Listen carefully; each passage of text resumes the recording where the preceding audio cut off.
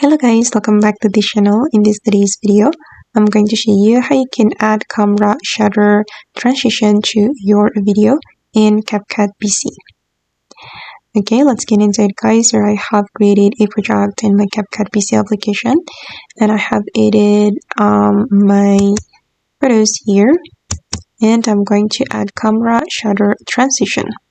First of all, I'm going to click on the transition menu, and then I'm going to search for the camera shutter transition. And this is for the transition guys, but unfortunately it's not free.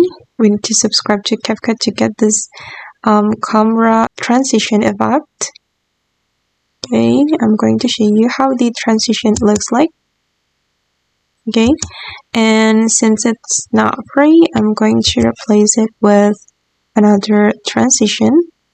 I'm going to select this transition, this shutter, because it's free.